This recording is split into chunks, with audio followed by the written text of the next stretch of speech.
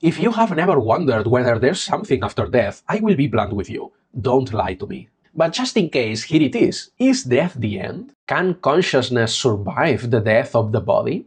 Maybe asking these questions sounds absurd in the 21st century. In the Middle Ages, sure, but today we all know that death is the end. But what if I told you there's a philosopher who argues that it's not so clear? Would you be willing to hear him out? In the modern Western world we live in, it's usually taken for granted that death is the end of consciousness.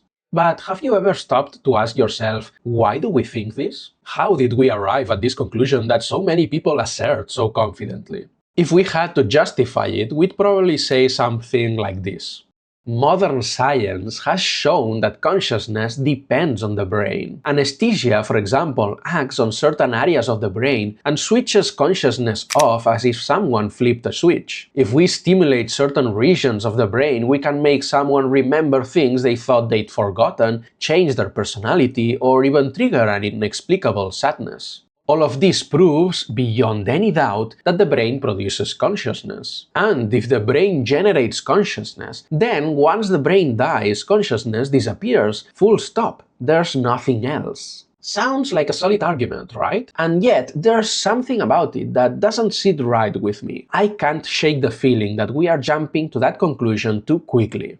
Do the facts we've mentioned really force us to conclude that consciousness disappears with the death of the brain? Let's see if we can call that into question. To begin with, let me throw an idea your way, a historical note, and see what you think. What we've discovered over the last century about the relationship between mind and brain isn't at its core all that new. Don't get me wrong, it is new in the sense that it's more systematic, more detailed, and better described scientifically with better tools and more sophisticated experiments. But the fact that mind, consciousness, memory, and personality depend closely on the body is something we've always known. Think about it. Ever since humans have existed, we've known that there are substances that can radically alter perception, personality, and behavior. We've always known that a hard blow to the head can knock you unconscious, that lack of oxygen will make you pass out, and that with old age, memory and judgment deteriorate.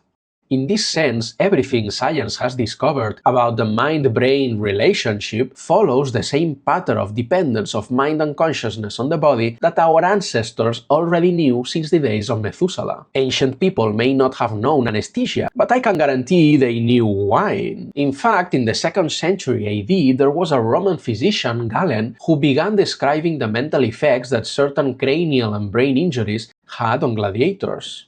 One of his most famous treatises is titled "The Functions of the Soul Depend on the Temperaments of the Body."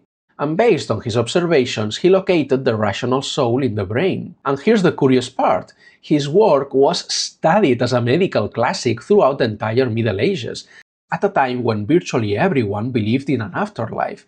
And no one ever saw this as an insurmountable problem. So, what has changed? Why do we now tend to interpret these very same facts as proof that consciousness dies with the body? Well, here's what comes to mind. Let's see what you think. The difference isn't in the evidence, it's in the worldview, in the glasses through which we look at the evidence. Because we are already wearing materialist philosophical glasses, which rule out the possibility of life after death, we read all this data as confirming our theory, our worldview. But that means we are not drawing the conclusion from the data. We are bringing the conclusion to the data.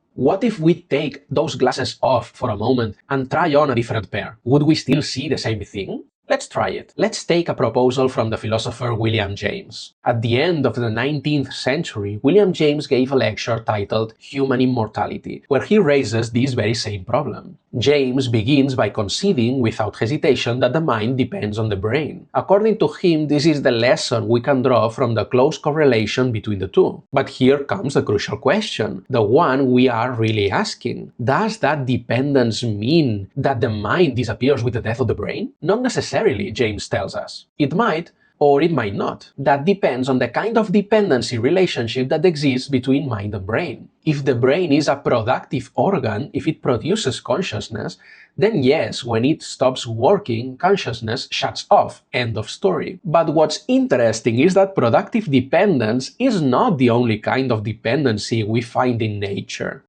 Let me give you an example. I know many of you might be a bit too young, but anyway, this is a radio, okay? It's a little device that voices can come out of. Some have dials, this one doesn't, but still some do, and if I turn the dial, I can change the voices that come out. Or if I press this button, I can also change the voices, distort them, or make them sound bad.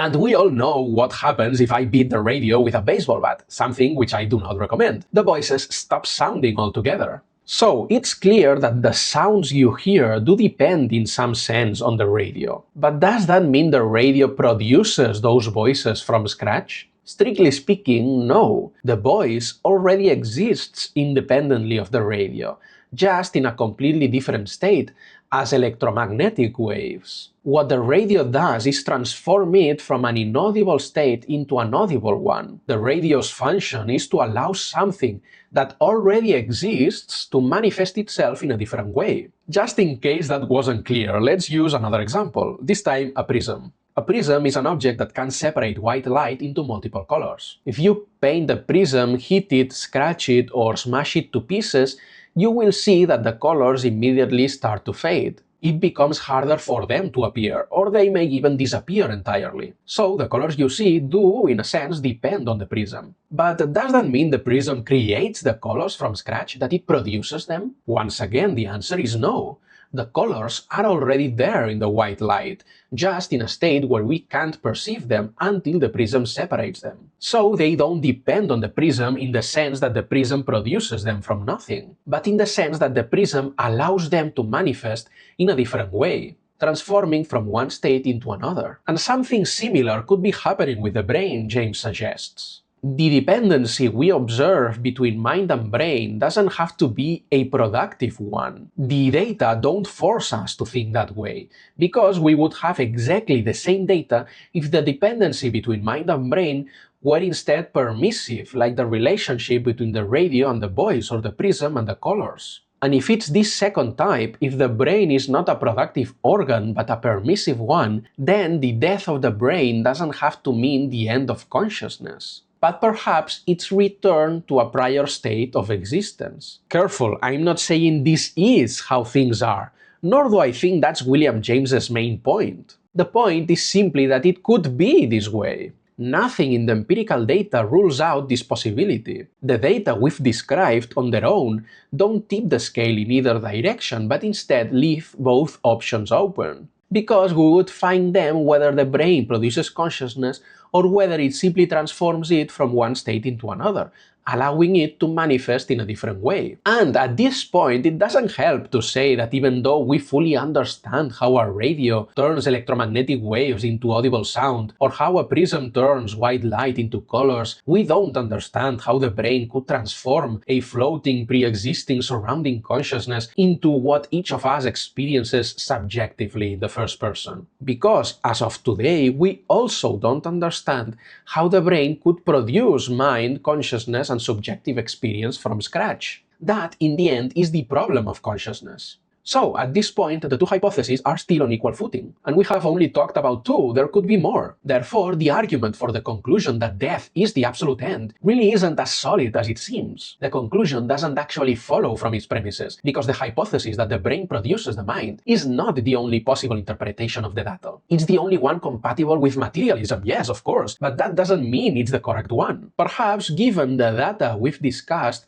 our answer to the question, is death the end, still has to be, we are not sure. And if someone is thinking this is the kind of thing a religious person would say, well, first of all, that's exactly what a materialist would say. And second, there is at least one contemporary atheist philosopher who is convinced that death is not the end, and who claims to have an apodictic argument to prove it. Click here to find out what it's all about. Don't miss it, it might blow your mind, metaphorically, and above all, don't forget to think.